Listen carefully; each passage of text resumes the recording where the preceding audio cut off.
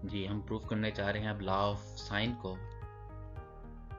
Proof of law of sine. और law of sine क्या था?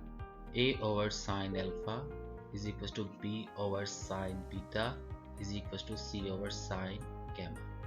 लेट्स सपोज मेरे पास एक ट्राइंगल है, मैं एक ट्राइंगल अपने पास कंस्ट्रक्ट कर लेता हूँ। जैसे कि ये मेरे पास एक ट्राइंगल हो गई।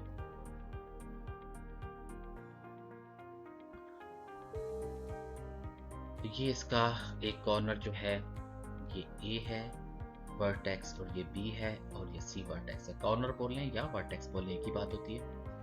A के साथ हमारा अल्फा एंगल बन रहा है, B के साथ बीटा एंगल बन रहा है, C के साथ गैमा एंगल बन रहा है। और इसी तरीके से हम A के सामने जो साइड है उसको हम A कहते हैं, B के सामने B और C के सामने C। ये नेमिंग देने का एक्सटेंडेड तरीका है। हम जितने भी आप बुक्स पढ़ेंगे उनमें सब में इसी तरीके से नेमिंग दी जाती है, और फिर लास्ट भी इसी तरीके से बने हुए हैं, और फिर हमें वो याद भी रहते हैं। तो आप भी कोशिश कीजिएगा कि इसी तरीके से नेमिंग दें। वैसे नेमिंग अदर नेमिंग देने में कोई हर्ज नहीं है। तो नेमिंग आप तीनों वर्टेक्स की नेम रखें ABC, ये आपकी मर्जी है, उसको ABC रखते हैं। लेकिन एक तरीका कार ये होता है कि जी हम नेमिंग हमेशा एंटी क्लॉकवाइज देते हैं। लेट्स सपोज अगर मैं यहाँ से नेमिंग स्टार्ट करता, A यहाँ लिखता तो फिर B यहाँ, फिर C यहाँ लिखता। अगर मैं A इस जगह लिखता तो फिर मैं इसको B और इसको C कहता। तो नेमिंग जितनी भी हम शेप्स को देते हैं वो एंटी क्लॉकवाइज देते हैं। अब यहाँ पर मैंने इसको A कह दिया है, इसको B, इसको C। तो फिर A के साथ अल्फा एंगल, B के साथ बीटा एंगल और C के साथ गैमा एंगल। इसी तरीके से A के सामने A स्मॉल, B के सामने B स्मॉल, C के सामने C स्मॉल। यानी कि A B की लेंथ को हम C से डिनोट करते हैं, A C की लेंथ को B से, और B C की लेंथ को A से डिनोट करते हैं। अब इसके बाद है कि हम छोटा सा प्रूफ करते हैं। इसका प्रूफ है। अब ये हमने जो ट्राइंगल बनाई है इसमें अगर देखें तो अगर मैं यहाँ से परपेंडिकुलर ड्रॉ कर लूँ, मैं अगर यहाँ से परपेंडिकुलर ड्रॉ करता हूँ, ये मैंने परपेंडिकुलर ड्रॉ कर लिया A से BC पर। तो ये एक परपेंडिकुलर ड्रॉ कर लिया मैंने इस जगह पर। तो आप देखें तो मेरे पास, और इसको मैं नाम रख देता हूँ पॉइंट M।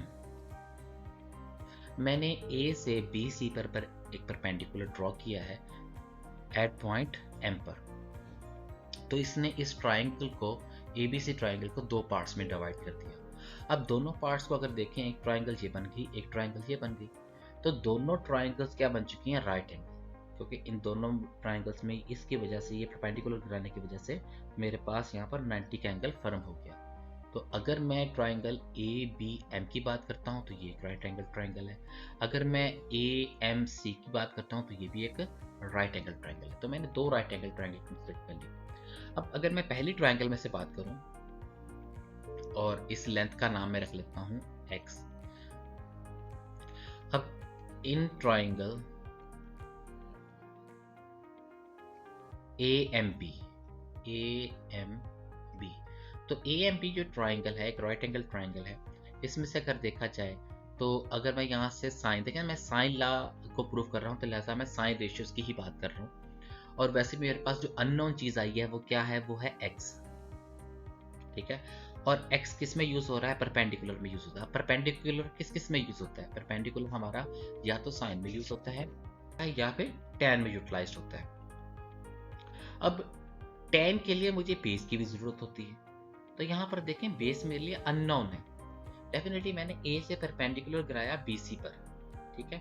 BC को दो पार्ट्स में डिवाइड कर दिया। अब ये इक्वल पार्ट्स तो है नहीं, इसलिए मैं बता नहीं सकता कि BM की लेंथ क्या है, ना ही फिलहाल मुझे इसकी जरूरत है। लेकिन मुझे AB की लेंथ तो पता है ना। यानी कि जो मेरे पास अब ट्राइंगल ये वाली है AMB, ये ट्राइंगल कुछ इस तरीके की है। ये साइड है बताए, और ये यानी कि इस पिक्चर को मैं ये बाहर खींच के ले आया हूँ। ये इसका A वर्टेक्स और ये B और ये M। मुझे ये C पता है, इसको मैंने X से डिनोट किया है, और ये मेरे लिए अननोन है। अब यहाँ से देखें ये एंगल बीटा है, ये एंगल बीटा है। तो मैं यहाँ पर अगर साइन अप्लाई करूँ तो साइन बीटा क्या होगा? ऑपोजिट ओवर हाइपोटेन्यूस, यानी परपेंडिकुलर ओवर हाइपोटेन्यूस। तो यहाँ से x की वैल्यू क्या आ रही है? x is equal to C sine beta, अगर मैं इसको क्रॉस मल्टीप्लाई कर दूं, सी को मैंने तो जाके मल्टीप्लाई कर दिया। इसी तरीके से अगर मैं दूसरी ट्रायंगल, इस ट्रायंगल की बात करूं, और इस ट्रायंगल की शेप मेरे पास, मैं इसको भी बाहर कंस्ट्रक्ट कर लेता हूं। ये मेरे पास इस तरह की एक ट्रायंगल है, तो ये मेरे पास इस तरह की ट्रायंगल है और इसकी अपर साइड ए और ये एम और ये सी है और ये एंगल क्या है, गैमा एंगल है। तो इन ट्रायंगल AMC, तो यहां से साइन गैमा क्या आ रहा है हमारे पास, दैट इज इसकी लेंथ हमने क्या बताई थी x और इसकी लेंथ क्या बताई थी हमने b। तो ये हमारे पास आ रहा है x ओवर b। तो इसको क्रॉस मल्टीप्लाई करते हैं तो x की वैल्यू क्या आ रही है मेरे पास, x is equal to b sine gamma.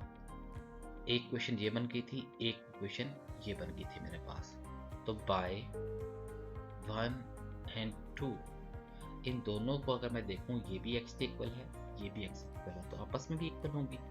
तो means that c is equal to sine beta, sorry c sine beta is equal to b sine gamma.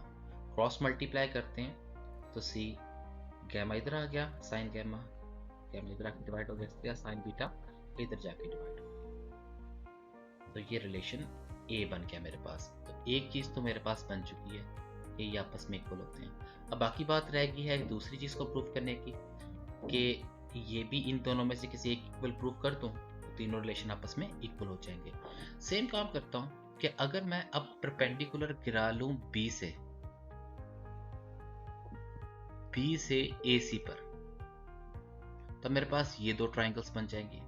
अगर आप थोड़ा सा नोट करें कि जब मैंने परपेंडिकुलर गिराया A से BC पर, तो जो मैंने रिलेशन प्रूफ किया ना तो उसमें A यूज हुआ ना ही उसमें अल्फा यूज हुआ। अब डेफिनेटली जब मैं B से गिराऊंगा परपेंडिकुलर AC पर, तो इसी तरह का रिलेशन मैं प्रूफ करूंगा और उसमें क्या यूटिलाइज नहीं होगा, उसमें बीटा और B यूज नहीं होगा। तो बजाय इसके मैं सारी चीज को प्रूफ करने के, वैसे आप कर भी सकते हैं दोबारा से डायग्राम बना के, तो हमें जरूरत नहीं पड़ी हुई वैसे बनाने की। तो मैं कह सकता हूं similarly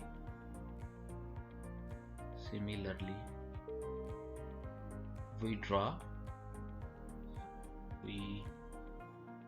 draw perpendicular from B to AC we get, तो अब देखें मेरे पास B यूज नहीं होगा और बीटा यूज नहीं होगा, तो मेरे पास रिलेशन क्या बन जाएगा, A over sine alpha is equal to C over sign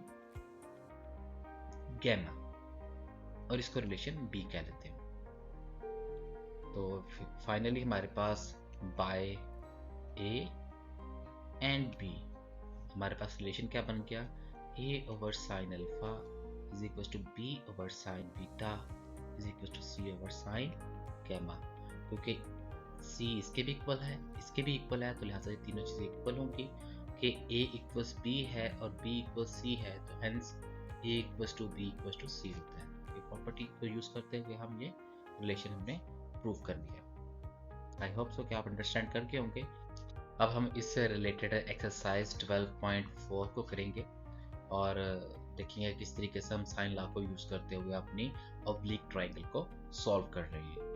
और फिर देन उससे नेक्स्ट एक्सरसाइज 12.5 में हमारे पास कोसाइन लॉ और टेंजेंट लॉ यूज हो रहे हैं और उससे पहले हम उनके भी प्रूफ कर लेंगे। तो नेक्स्ट वीडियो तक अल्लाह हाफिज़।